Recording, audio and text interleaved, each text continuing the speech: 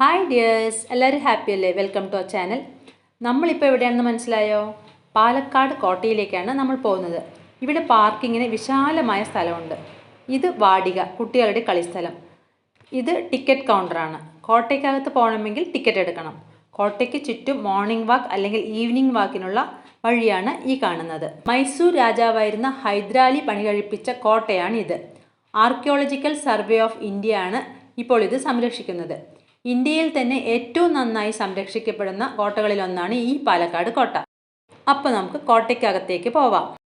കോട്ടയ്ക്ക് ചുറ്റുമുള്ള ഈ കിടങ്ങ് ടിപ്പുവിൻ്റെ കുതിര ചാടിക്കടക്കുമായിരുന്നു എന്ന് കേട്ടിട്ടുണ്ട്. നമുക്ക് കടക്കാൻ പാലമൊക്കെ ഉണ്ട് കേട്ടോ. ഈ കിടങ്ങ് വേനൽക്കാലത്തും വറ്റി കണ്ടിട്ടില്ല. ചതുരാകൃതിയിലാണ് ഈ കോട്ട നിർമ്മിച്ചിരിക്കുന്നത്. പാലക്കാട് വന്നാൽ കാണേണ്ട ഒരു സ്ഥലം തന്നെയാണ് ഈ കോട്ട. ഇതാണ് എൻട്രൻസ്. ഗംഭീരമായൊരു ഗേറ്റാണ് ഇത്. നല്ല സ്ട്രോങ് ആണ് ഈ ഡോറ്. നൂറ്റാണ്ടുകൾ പഴക്കമുള്ള ഈ ഡോറ് ശരിക്കും ഒരു പ്രൊട്ടക്ഷൻ തന്നെയാണ് ഈ കോട്ടയ്ക്ക്. നേരെ കാണുന്നതാണ് ഹനുമാൻ കോവിൽ. ശ്രീരാമനെ നമസ്കരിച്ചിരിക്കുന്ന ഹനുമാൻ സ്വാമിയുടെ രൂപമാണ് അകത്ത്.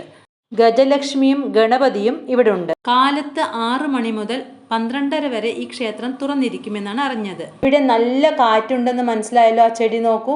ഇനി ഒരു അത്ഭുതം കാണാം. ഈ കാറ്റത്തും ഈ വിളക്ക് അണയുന്നതേ ഇല്ല. പൂർവാധികം ശക്തിയോടെ കത്തിക്കൊണ്ടേയിരിക്കുന്നുണ്ട്. ഞങ്ങൾ കുറേ സമയം അതും നോക്കി അവിടെ നിന്നു. ശരിക്കും ഒരു അത്ഭുതമല്ലേ അത്? ഇതാണ് കോട്ടയ്ക്കകത്തേക്കുള്ള എൻട്രൻസ്.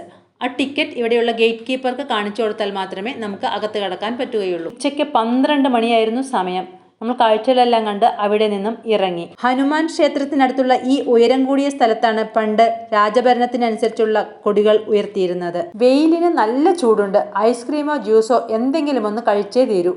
വാടിയുടെ തൊട്ടടുത്തുള്ള കടയിൽ നിന്നും കുറച്ചുപേർ ഐസ്ക്രീമും മറ്റുള്ളവർ ജ്യൂസും കഴിച്ചു. കൂട്ടുകാരെ, എന്ത് പറയുന്നു? നിങ്ങൾക്ക് ഈ വീഡിയോ ഇഷ്ടമായോ? ഇഷ്ടമായെങ്കിൽ ഒന്ന് ലൈക്ക് ചെയ്യണേ.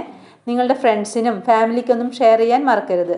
പിന്നെ സബ്സ്ക്രൈബ് ചെയ്യാത്ത ആരെങ്കിലും ഉണ്ടെങ്കിൽ ഒന്ന് സബ്സ്ക്രൈബ് ചെയ്ത് സപ്പോർട്ട് ചെയ്യണേ. അപ്പോൾ അടുത്ത വീഡിയോയിൽ കാണും വരയ്ക്കും ബായ്.